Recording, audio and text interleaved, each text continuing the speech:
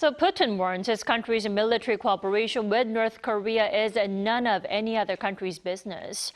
Does this mean Putin is admitting the presence of North Korean forces in Russia? Let's turn to Dr. Bruce Klinger for more. Welcome back. Thank you for having me. So, Dr. Klinger, would you say Putin has pretty much acknowledged that there is truth in the speculation? What's your take on it?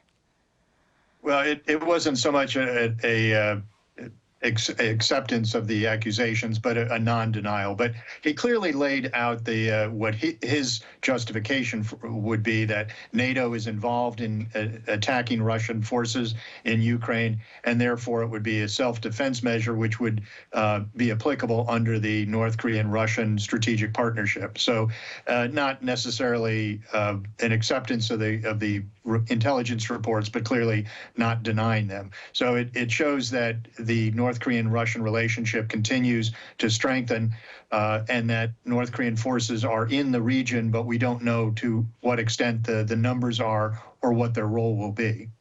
Well, some of those soldiers are already being spotted in Russia's Kursk region, reports say. Now, how likely is it that those soldiers will actually serve in the war immediately or in the near future? I mean, how imminent do you think?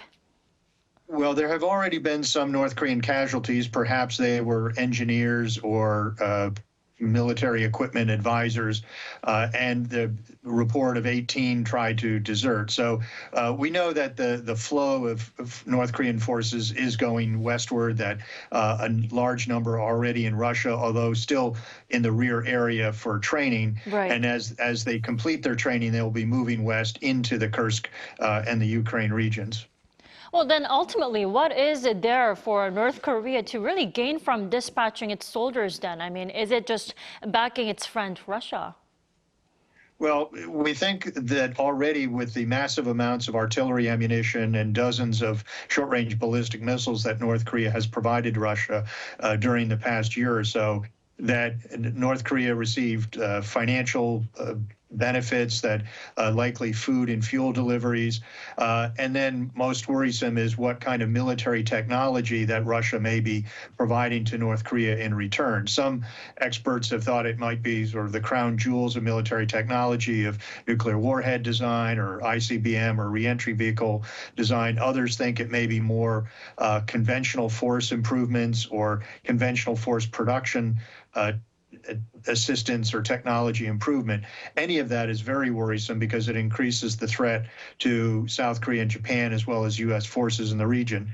And the concern is now that North Korea is providing troops, the price that Putin is willing to pay may be higher in terms of more sensitive military technology. Well, Washington also took its time to confirm that thousands of those soldiers are in Russia receiving training. But why is it leaving some uncertainties over these soldiers' actual participation in the war against Ukraine then? Well, it's easier using intelligence means to identify capabilities or the presence of forces. Intentions are much more difficult. You can only get that really from human intelligence or intercepted signals intelligence. So Washington is likely being cautious in what would be a major accusation. And so it's probably tasking its own intelligence sources to confirm those that South Korea already base their assessments on. Also, it's a very big policy step. So I think Washington would want to be very sure of the intelligence reporting before it made a major policy decision. Well, Dr. Klinger, then what steps or actions do you think Washington will take if those soldiers do decide to serve in the war? I think it would be a continuation of the U.S. support of Ukraine during the past 2 years. So there can be additional sanctions imposed on Russia, North Korea, or any other facilitators of military assistance to Russia. It may trigger additional assistance by not only the United States, but European nations, and they'll try to increase the flow of ammunition as well as weapons to Ukraine. It will also put more pressure on Seoul to be more directly involved by providing lethal aid directly to Ukraine. So far, South Korea has limited it to humanitarian assistance or non-lethal aid, or indirectly providing assistance to the United States and Poland to backfill their contributions to the Ukraine effort. Well, what would it mean for Seoul to actually provide lethal weapons to Ukraine? Does that mean, that means how seriously South Korea is taking the situation, right? Right. And so far, the Yoon administration, there were some initial indications that they might provide direct lethal aid, as the Yoon administration has considered several times during the past 2 years. More recent reporting, though, seems to indicate they will adopt a more limited, phased approach where they may send military personnel to serve as interpreters or interrogators, and that in the future they may decide to send defensive weapons such as surface-to-air missiles, and only if North Korea and Russia cross some undefined line would then South Korea provide direct assistance, either artillery ammunition or weapon systems such as artillery howitzers or other systems. Well, NATO has also expressed grave concerns, but it's also yet to provide details of what action it could take in response to the deployment.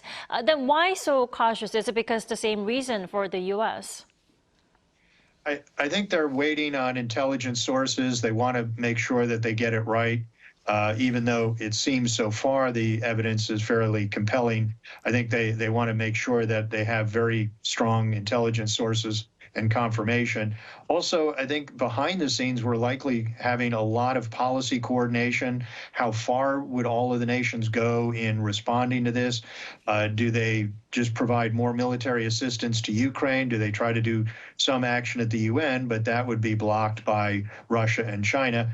Or do they take additional measures against North Korea, either those forces that are transiting to Europe, or additional sanctions against North Korea, or assistance to Asian allies to ensure that any kind of military upgrades that North Korea receives have corresponding defensive measures put in place.